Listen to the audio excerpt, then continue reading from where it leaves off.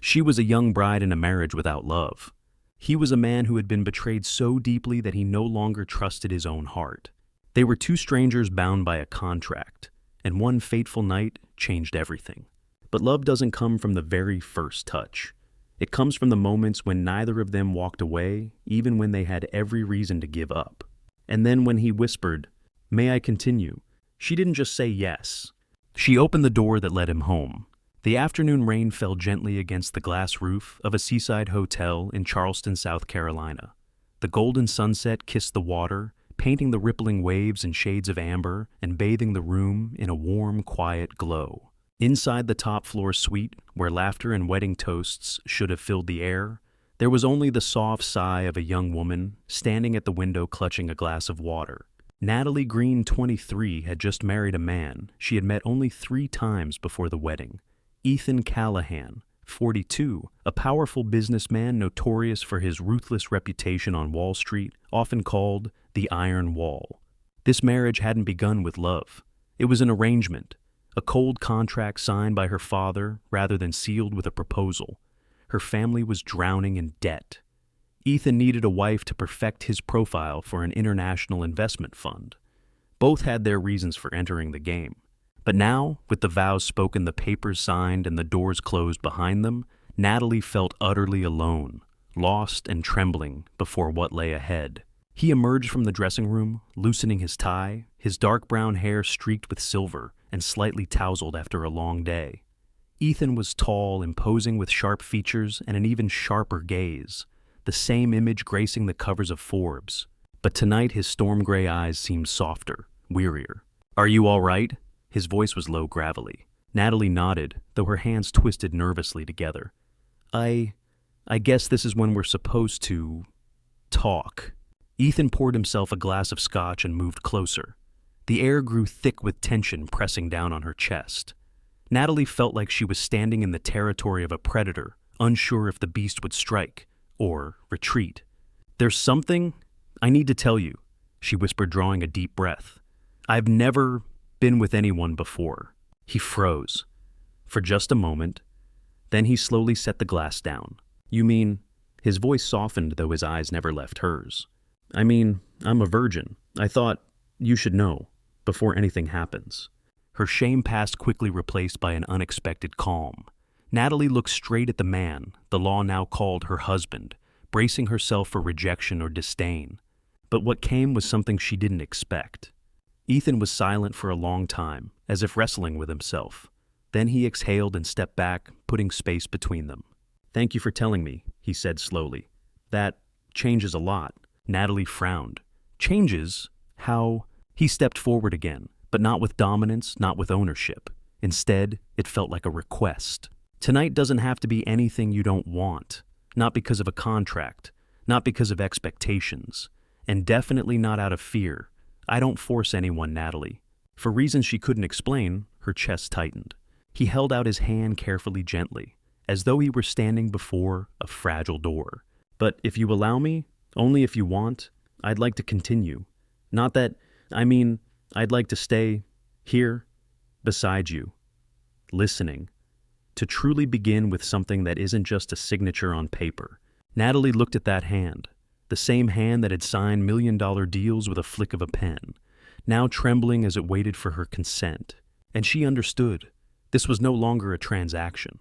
"You want to continue?" she asked softly, half in disbelief. Ethan nodded. For the first time, his gaze wasn't cold but open, vulnerable even. She reached out and placed her hand in his. "Then, let's begin." They didn't rush into each other. There was no feverish passion, no hasty promises. Instead, there were two people each carrying scars, doubts, and fractured hearts, learning how to trust again, slowly.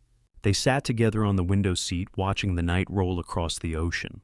He spoke about sleepless nights during a grueling 3-month takeover deal. She shared the dream she'd abandoned at art school under the weight of family debt. Neither spoke of the future. They only listened to the present. The sea breeze slipped through the cracked window, carrying the taste of salt. Charleston's night was quiet still, and in that stillness they began writing a new chapter, one not found in any contract. And when Ethan whispered, "May I continue?" it was no longer a question of flesh. It was a plea from his heart. The next morning, Charleston's sunlight slipped through the curtains, spreading across the white sheets like a golden promise of hope. Natalie opened her eyes, feeling the light ocean breeze brush against her skin. For a fleeting moment, she forgot she was on the honeymoon of an arranged marriage. Everything about last night had felt so real. Not like a role she had to play, not like an obligation. She turned her head. Ethan was still asleep beside her, one arm draped loosely over her waist, as if afraid she might vanish into his dreams. Natalie smiled faintly. A morning that should have been tense instead felt surprisingly tender. But the tenderness dissolved faster than she expected. Only a few hours later, when they sat across from each other at breakfast on the hotel rooftop, Ethan seemed like an entirely different man. Polite, controlled, cold, and mercilessly distant. He wore a crisp white shirt, a Patek Philippe watch glinting on his wrist, his dark hair slicked neatly back, as if the unexpected gentleness of the night before had never happened. Natalie, dressed in a simple thin dress, still felt unfamiliar with the heavy ring weighing down her left hand. "There are a few things I want to make clear." He began, his tone as formal as a financial report. She set her fork down. "In the public eye, we'll be the perfect couple. People will look at us and see a marriage worth admiring." Natalie straightened in her chair. "You mean like actors in a play?" He ignored the bite in her voice. "Events, charities, galas. You'll attend them with me. You'll be graceful, charming, the perfect wife." And when there's no audience, she asked, her voice dry. Ethan finally lifted his eyes from the tablet screen to meet hers. "We'll maintain boundaries, separate bedrooms, separate schedules. Neither of us will interfere in the other's private life." Her chest tightened. "Then what was last night?" He hesitated. "Necessary to legitimize the marriage. You know that." The words cut colder than the ocean wind. Natalie laughed bitterly, though her eyes glistened. "So, I'm just a contract with clauses. Signed, and now, tested." Natalie, Ethan frowned, but she cut him off. "You know last night was real. You can't pretend otherwise. You touched me as if I were something precious." Ethan turned away, but his hand clenched tightly around his coffee cup. His eyes weren't cold anymore. They were evasive. "Anyway, thank you for clarifying." She stood smoothing her dress. "I'll learn how to be the perfect porcelain doll you need." "Natalie, we're flying back to New York at 3, right?" she asked, not looking back. He nodded. "Perfect. I'll go to the spa, prepare for my new role." She walked away, leaving him behind with the words he never spoke. Ethan remained seated, sunlight spilling across his shoulders, though his face was cast in shadow. The private jet carried them back to Manhattan. On the luxurious leather seats they sat in silence, strangers sharing the same cabin. Natalie held a magazine, her eyes fixed on lines of text she couldn't read. Ethan studied financial reports, but every so often his gaze flickered toward her. When the plane landed, he said, "Once we're home, you'll have your own room. Whatever you need, ask the housekeeper. So I'll be part of the house, but belong to no one." That's the arrangement. She said nothing more, but inside, something had died, and something else, fierce and proud, began to stir. When they stepped into the Callahan penthouse on Fifth Avenue, Natalie froze. The residence was a masterpiece of architecture, luxurious, refined, and utterly cold. No family photos, no signs of real life. Everything felt like a showroom stripped of warmth. Miss Green, a middle-aged woman in a crisp white blouse and neat bun, greeted her. "I'm Mrs. Anderson, Mr. Callahan's housekeeper." "Nice to meet you," Natalie replied politely. "Where's my room?" Mrs. Anderson glanced at Ethan. He answered instead. 19th floor, west wing, 2 corridors away from mine." Natalie nodded. "I'll be glad to have some quiet." As she followed Mrs. Anderson down the hall, Natalie turned once more. Ethan still stood there silent, watching her with an expression even he didn't seem to understand. In her new room, she stood by the window, staring out at the glowing city. Below, dreams raced along the streets. Above, a young bride struggled to grow familiar with loneliness. "You can pretend nothing happened, Ethan Callahan," she whispered to the glass. "But my heart can't." She pressed a hand against her chest and silently promised herself if he could build walls, then she would learn to live behind them. But someday, he would have to choose to break them down or lose her forever. Manhattan shifted into autumn. Along the wide avenues blanketed with golden leaves, people hurried in heavy coats. But inside, Ethan Callahan's penthouse time felt frozen. It had been 3 weeks since they returned from Charleston. 3 weeks of living like strangers under the same roof, crossing long hallways without words, dining in silence, and sleeping in separate corners of the city, though only a few floors apart. Natalie did everything he asked. She appeared at his side during events, spoke flawlessly, smiled at the right moments, and kept her distance with the poise of a seasoned actress. But behind the closed door of her private room, she was slowly losing herself. Day by day, she became nothing more than a shadow, beautiful but fading. One gray Wednesday afternoon, as clouds thickened above the city, Natalie slipped into the library, the only room in the house that smelled of wood and felt faintly human. She sat among hundreds of books trying to escape the growing emptiness of her new life. But then, footsteps echoed on the oak floor. Startled, she ducked behind a shelf. Ethan. He didn't know she was there. His suit jacket was unbuttoned tied, loosened his face, drawn with exhaustion. No longer the proud, untouchable CEO, but a man retreating from himself. He went to the small bar, poured a glass of whiskey, and collapsed into a leather chair by the fireplace. His eyes fixed on the glass, as if speaking silently with his past. Natalie couldn't bring herself to leave. Something about the way his head bowed pulled her closer. Almost against her will, she stepped out. "Rough day?" she asked softly. Ethan looked up, startled. "God, Natalie, I didn't know you were here." "Sorry, I was just reading." He didn't reply immediately. He simply gestured to the chair across from him. "Sit. If you'd like." For the first time in 3 weeks, he invited her to stay. They sat across from each other in the dim light of dusk, the crackle of fire, and the faint whistle of wind outside filling the silence. Natalie leaned against the armrest, watching the amber glow flicker across Ethan's features. A man who had shared her roof for nearly a month, yet never truly been present. The whiskey in his hand rippled, though he hadn't taken a sip. His fingers turned the glass slowly, a habit born of self-control in tense moments. Natalie didn't know why he had come home early, escaping his office to drown in the shadows. But she sensed something different in this silence. It wasn't like before. Taking a breath, she said gently, "It seems like today was more than just busy." Ethan's lips twitched, not in his usual cold boardroom smirk, but in something unsteady, as if he'd surrendered to a truth he couldn't name. Sometimes he murmured, his voice low, "I'm not even sure what I'm still fighting for." He paused, eyes locked on the flames. "My whole life has been about building, protecting, controlling. Every milestone, every deal, every promise. They were fortresses I raised, so no one could ever hurt me again." Natalie tilted her head, listening. She didn't interrupt. She didn't offer cheap comfort. She simply stayed, something few had ever done for him. His voice grew rougher. "People see me as invincible, cold, calculating, untouchable. But what they don't see is that beneath it all, I was once torn apart. I trusted the wrong person, loved the wrong person, gave my heart away completely, only to have it handed back with a mocking smile." Natalie bit her lip, her throat tightening. For the first time, she saw a part of him beyond the CEO, beyond the distant husband, a man broken. Her name was Sabrina Ethan, continued, eyes fixed on the fire. "We were together for 5 years. I thought I had everything, a gentle wife, a loyal friend, even my CFO. I thought I was lucky enough to have both love and success." He gave a harsh, humorless laugh. "Until I found out they'd been betraying me for 2 years. Behind my back, in the very apartment I paid for. They were planning to drain my accounts and run." Natalie closed her eyes briefly, pain searing through her chest. Not for the money, but for the sheer cruelty of betrayal by those closest to him. When Ethan turned to her, his storm-gray eyes were deeper than she had ever seen.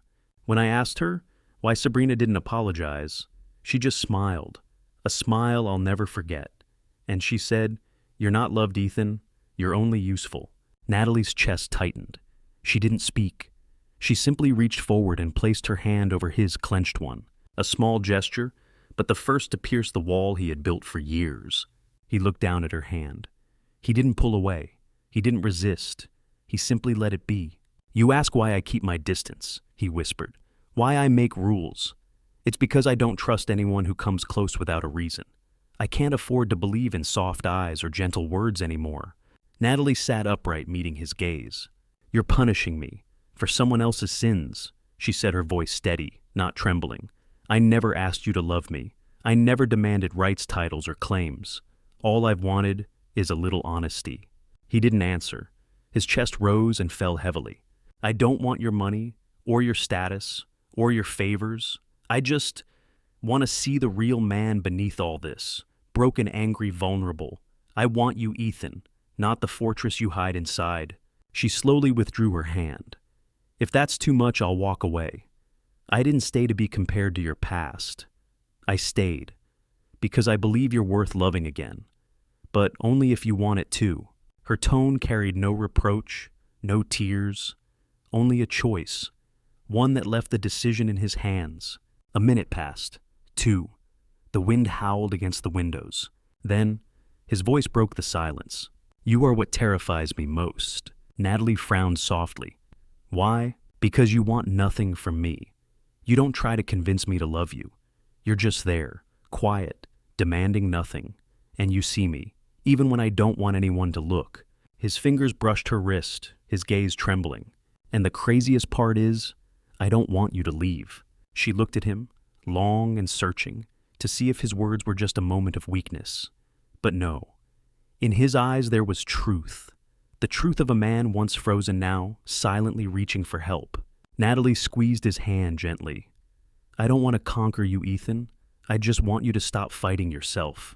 His eyes softened, as if the storm inside him had finally agreed to quiet down. And though no one said it aloud, both knew. This was the first time they truly sat on the same side. No longer strangers. No longer two people bound only by an invisible contract, but two hearts, scarred, cautious, yet beginning to open. The sky opened with rain, not the familiar Manhattan showers, but a long, lingering downpour heavy with autumn's melancholy. Water streaked down the windows of the 32nd floor of Callahan Tower, catching the glow of street lamps below, like ghostly fingers tapping against memory. It had been 2 weeks since that night in the library, and since then everything had begun to shift, slowly but undeniably. Natalie no longer had to guess what time Ethan would return home or eat her dinners alone. He started coming back earlier, one day, then 2, until it became a habit. Some evenings they shared bowls of ramen in the kitchen, laughing softly about their favorite books. Other nights he sat quietly listening, while she played fragments on the piano. Clumsy notes, but music all the same. There were no promises spoken, no official declarations. Yet the distance between them began to dissolve, like morning fog retreating at the touch of sunlight.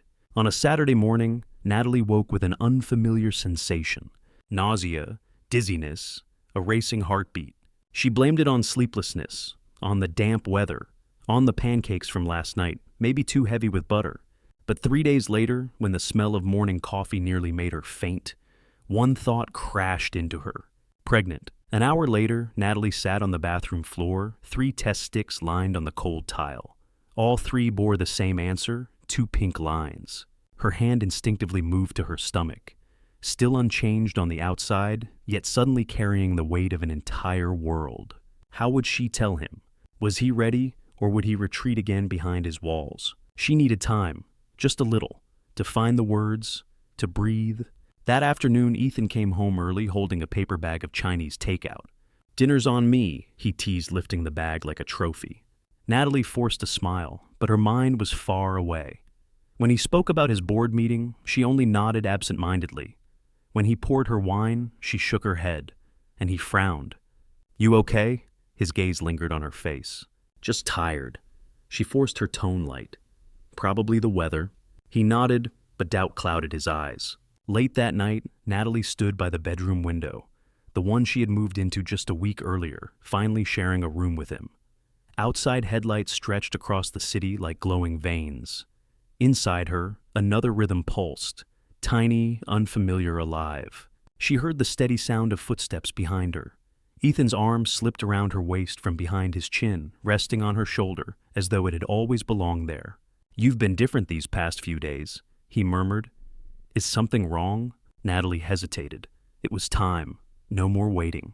Ethan, if you thought about having a child, how would you feel?" His body stiffened. He pulled back, stepping in front of her. "What do you mean?" She lifted her eyes, holding his gaze. "I tested. 3 times. The result was the same. I'm pregnant." Silence. Nothing but the rain hammering against the glass. Ethan stepped back, his face drained of color, like he'd been struck in the chest. "Are you certain?" "Very certain." He didn't react immediately. His lips pressed tight, eyes blinking as if sifting through too many thoughts at once. Then suddenly he turned, bracing his hands against the wall. Natalie's heart sank. This was what she feared, that he would shut down Wall himself off again, bury everything tender beneath panic. "Ethan," her voice trembled, but he turned back, his eyes glistening red. "You think I don't want this?" She froze. "What? You think I never dreamed of a family?" His voice cracked like shattering glass. "God, Natalie, you are already more than I ever dared to wish for. But a child is something I never believed I deserved." She stepped closer, pressing her palm against his chest, where his heart pounded wildly. "And now you have both," she whispered. He pulled her into his arms, holding her so tightly it almost hurt, as if letting go would mean losing everything. "I thought I couldn't be a father, because my own father was the one person I wish I had never met." "You won't be like him," she said firmly. "You've already chosen differently. You chose love." In the steady rhythm of rain, 2 people who once felt lost in a city of towers now clung to each other inside a room that had finally found warmth. A new life had begun, not only within Natalie, but within Ethan's heart, a man who once believed he could never feel anything real again. He kissed her forehead and whispered, "Thank you for not giving up on me, for giving me a family." The first winter winds swept across the courtyard of the Metropolitan Museum of Art, where strings of holiday lights were being hung along the avenue, announcing the coming festive season. The city glittered brighter, more dazzling, but Natalie's heart was bracing for another kind of battle. Only a few days remained until the annual Callahan Foundation Charity Gala, the first time she and Ethan would appear in public since whispers of her pregnancy began to leak through the press. No one knew exactly who had fed the story, but the rumors had already taken root. Rushed into marriage and now suddenly pregnant. You don't need to be a psychologist to figure out what's going on. One social media comment read attached to a blurry paparazzi shot that made Natalie's throat tighten. Ethan had told her to ignore it, that the press would say whatever they wanted, but she knew the truth. He was worried. For her. For the baby. That evening, standing before the mirror, Natalie slipped into a navy blue gown, a dress Ethan had ordered specially from her favorite designer. Her heart thudded fast against her ribs. "Are you sure this is a good idea?" she asked, as Ethan stepped into the dressing room. "I feel like I'm walking into a lion's den." He came up behind her, wrapping his arms around her waist, resting his chin lightly on her shoulder. "You are the bravest woman I've ever known. And if anyone can silence a den of lions, it's you." She laughed nervously. "And if things go wrong, then we'll dance," he interrupted gently. "In the middle of the floor, like no one else is there but us." The gala took place in one of the city's most extravagant hotels, a ballroom gilded in gold, glowing with tall candles and white flowers everywhere. The host was a famous anchor from national television. Every notable figure of New York high society was present, and every eye turned when Ethan and Natalie entered hand in hand. "Mr. Callahan, congratulations on the baby," a female senator said sweetly, though her eyes gleamed with judgment. "Oh, that was fast," a businessman muttered, not nearly quiet enough. But the harshest moment came when Vanessa Caldwell, chairwoman of the charity board, stepped forward. "We're all very curious," Vanessa said, her voice lilting like bait on a hook. "Natalie, perhaps you'd like to tell us all about this whirlwind romance of yours." The entire table went silent. The spotlight seemed to burn hotter, as though the entire ballroom held its breath to see how the outsider would respond. Ethan squeezed her hand gently, silently offering her an exit if she wanted it. But Natalie stood. Her smile didn't waver. "Of course, Vanessa," she said, her voice clear, warm, yet firm. "This all began as an arrangement. I won't deny that. But love has a way of appearing when you least expect it." The room rippled with whispers. "And yes, I am pregnant. Some may find the timing questionable, but to me it isn't a mistake. It's a miracle." She turned to Ethan. This man once locked his heart away after cruel betrayal, and I once believed I was just a pawn in the games of the powerful. But somewhere within those frozen walls, we found each other. The silence deepened. So, if anyone here wishes to believe I used this child to trap him, please remember I could walk away at any time. But I choose to stay. Because I love him. And I love the child we created together. For a heartbeat, the room was still. Then, applause. First one pair of hands, then another, until enough people were standing that it transformed the moment into a statement. Vanessa's lips tightened. Well said. Natalie smiled. It doesn't need to be well said. It only needs to be true. On the dance floor, Ethan pulled her close as the music began to drift through the room. You just silenced a room full of sharks with your words, he whispered. She laughed softly, resting her hand on his shoulder. Isn't that what you've done your entire life? Never with a weapon as sharp as you. They swayed together, and when Ethan kissed her forehead, every eye watched them, no longer with suspicion, but with recognition. That true love can begin in the most unexpected places. That sometimes, the truth doesn't need logic to prove itself. It only needs to be seen in the way two people look at each other. The winter wind whipped through Manhattan's skyscrapers, but the Callahan penthouse felt colder still. Not because the heating had failed, but because an invisible storm had arrived carrying the name of the woman Ethan once called his wife, Sabrina. That Monday morning began like any other. Natalie brewed her peppermint tea while Ethan dressed in his suit prepared to leave for the office. But the shrill ring of his office phone shattered the calm. Say that again, Jonathan. What does she want? Natalie froze. To annul the divorce, Ethan's voice cut like a blade.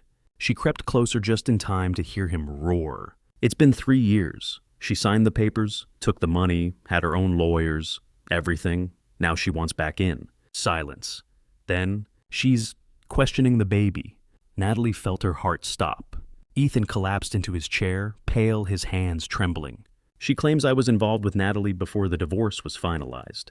She's hired a new lawyer, filed motions to review my assets, and to demand a DNA test when the baby is born.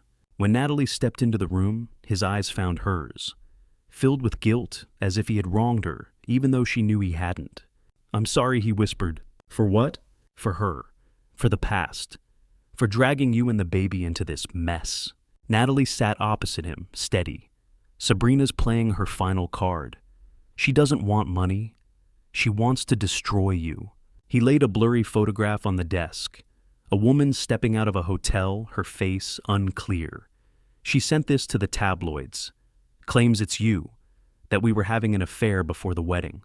Natalie stared. Ethan, she said firmly. I never met you before our wedding day.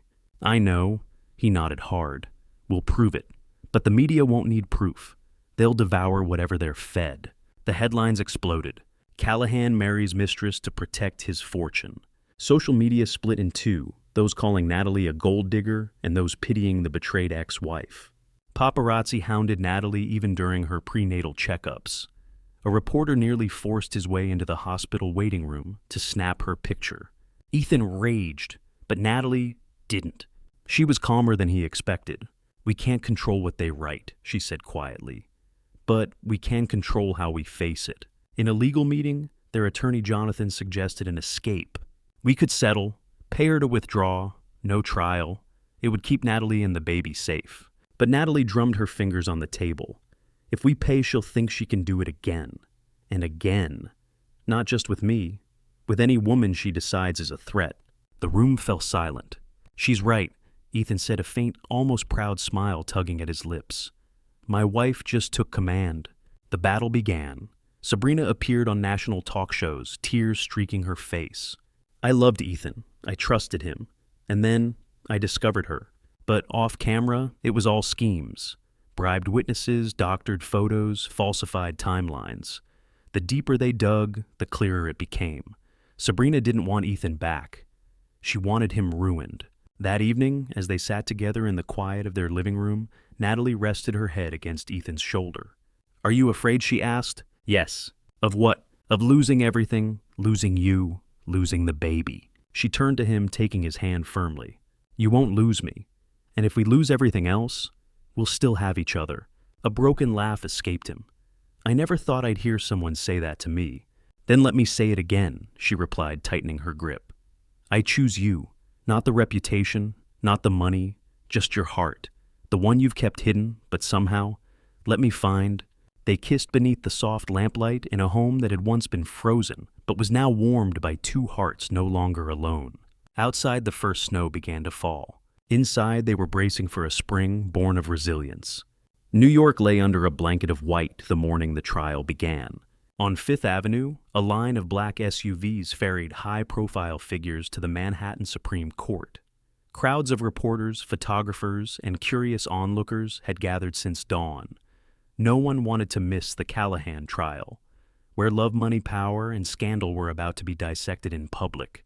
Inside a discreet car, Natalie squeezed Ethan's hand tightly. "Are you okay?" she asked softly. Ethan inhaled deeply, adjusting his tie. "As long as I look at you, I'll be okay." She placed a hand over her swelling belly, their child now nearly 7 months along, and nodded. "We're doing this for our baby, for the future, for the truth." The courtroom was packed. Sabrina sat at the plaintiff's table, immaculate in a black suit, her blonde hair tied back, her makeup carefully measured to project the image of a wronged woman. Beside her was Preston Vane, a high-powered attorney infamous for manipulating public emotion. "Ladies and gentlemen," Preston began smoothly, "this isn't just a property case. This is the plea of a woman deceived, replaced by a younger bride, cast aside like a discarded possession." Flashbulbs burst from the press section. Preston unveiled a blurry photograph. Natalie stepping from a hotel, her face unclear. This was taken months before the divorce was finalized. Ask yourselves, when did this relationship truly begin? But Ethan's attorney, Jonathan Myers, was equally sharp. You'll see this photo was doctored. You'll hear from forensic experts. But more importantly, you'll witness the truth of my clients' lives and the love that binds them. When Sabrina took the stand, she cried on cue, her voice breaking at all the right moments. "I loved him. I thought our marriage was perfect, until she appeared." She pointed at Natalie as though she were a living wound. Ethan's gaze didn't falter. His eyes stayed steady, unblinking. Then it was Ethan's turn. Jonathan guided him carefully, beginning with the hidden truths that Ethan had already endured betrayal, that Sabrina not only had an affair, but had secretly funneled money offshore. "Mr. Callahan." Jonathan asked, "When did you first meet your current wife?" 3 weeks before our wedding, Ethan answered firmly, So, the allegations of an earlier affair are fabrications. His eyes locked on Sabrina. She lost, and she can't accept it. After lunch, Jonathan presented the decisive evidence proof Sabrina had paid for fabricated photos, bribed a disgraced doctor to falsify conception dates, and even testimony from a private investigator, admitting she had offered $100,000 to manufacture false evidence. The courtroom erupted. Sabrina's face drained of color. Preston demanded a recess, but the judge denied it. Then came Natalie's turn. She rose, her pregnancy unmistakable beneath her simple dress, yet her eyes shone steady and unshaken. "Ms. Green," Preston pressed, "you claim you never met Mr. Callahan before the wedding." "Correct." "Then why agree to marry a man like him?" Natalie's lips curved faintly. "Because I know some marriages begin with contracts, but can end in real love." She turned toward the jury. "He doesn't need saving. I stayed because I saw that he deserves to be loved. Not for his money, not for his name, but because he's the kind of man who still asks permission, even when it's his own wife standing before him." The room fell silent. 3 days later, the trial concluded. The jury deliberated for only 2 hours before delivering its verdict. No evidence supports claims of fraud, sham marriage, or misconduct by Mr. and Mrs. Callahan.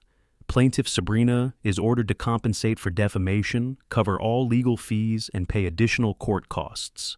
Ethan wrapped Natalie in his arms so tightly she could hardly breathe. "We did it," he whispered hoarsely. You saved me." Her hand rested on her belly. "No, we saved each other." Outside the courthouse, the snow had begun to melt, and people no longer called it the Callahan trial. They called it the victory of love. 4 years later, sunlight poured over the valley where the Callahan estate rested peacefully in the Vermont countryside, surrounded by spring forests alive with color. A soft breeze slipped through the wide windows, carrying children's laughter from the garden beyond. In the warm kitchen, Natalie Callahan stood at the counter carefully pressing little dinosaur-shaped candles into a green frosted birthday cake. At her feet, Michael, a 4-year-old with storm-gray eyes just like his father's, clutched a crumb of cake and tried sneaking a taste. "You can't eat before the candles," Mickey Natalie reminded him though. Her smile betrayed her amusement. "But it was just a teeny tiny bite," he said, cheekily, cream still smeared across his mouth. Out on the porch, Ethan was carrying Sophie, their curly-haired 2-year-old who resembled her mother. He growled playfully like a dinosaur, making both children burst into shrieks of laughter. His dress shirt was smeared with little handprints, but he wore them with pride, grinning as though nothing in the world could make him happier. After the trial years ago, Ethan had declined every interview request. He no longer cared about proving anything to the world. He chose to step back to focus on family and rebuild his career from a modest office near home. Natalie, too, had walked away from the glittering city life, becoming a full-time mother while returning to her first love, painting. Some of her work now hung in local galleries, but what she cherished most was the day Sophie scribbled with crayons across one of her canvases. "Do you remember what happened 4 years ago today?" Natalie asked later, as the two of them stood on the porch watching their children chase each other beneath strings of birthday lights. Ethan slid an arm around her waist. "The day you stood in front of a courtroom and made 12 strangers cry with just one sentence." "No," she smiled. "I remember the moment you looked at me, and I knew you were home." He bent, kissing her neck gently. "And you were the first to turn my fortress into a home." Soon the family gathered around the little table in the garden. Mickey blew out the candles. Sophie clapped her hands. And Natalie watched Ethan, the man who once believed he could never love, now cutting birthday cake for his children with the gentlest smile she had ever seen. As night fell, Natalie tugged Ethan toward the porch. "I have a surprise for you," she whispered. He raised a brow. "Please don't tell me it's a third dog. I still haven't recovered from stepping on that mountain of diapers last time." She laughed, then guided his hand to her stomach. "I'm pregnant again." Ethan froze. For a heartbeat, the world stilled. Then he whispered, "Really? 8 weeks." He lifted her into his arms, spinning her in circles as her laughter filled the air. When he set her down, his eyes glistened with tears. "My God, Natalie, you keep giving me things I never knew I longed for." That night, when the children were asleep and the villa lay bathed in silver moonlight and lavender from the garden, Ethan leaned close and whispered in her ear, "Thank you for not leaving when I was cold, for seeing the man behind the armor, and for staying so we could write a story no one would believe was real." Natalie smiled, squeezing his hand. "I stayed because I knew the truth always outlives the lies. And in that house, a place that once began with a contract, there were now the sounds of children's footsteps, laughter echoing, and a love no longer bound by conditions. A love built each day by choice, by trust, by courage." In the end, the story did not close with a glittering ceremony, a signed contract, or a courtroom victory, but with a beginning. The beginning of a family. The beginning of mornings scented with pancakes and children calling out for their parents. The beginning of a man who once locked his heart away, now learning to open it every day, because a woman dared to love him when he couldn't love himself. Ethan Callahan once thought love was a luxury, a risk he couldn't afford. But Natalie not only proved love was real, she made him believe he was worthy of it. And Natalie, who entered marriage out of duty, found the one thing she had longed for all her life, not someone to own her, but someone who chose to walk beside her, through pain, through trials, and through every changing season. Their love hadn't been perfect at the start, but it was real. And it was that truth that kept them together, every single day.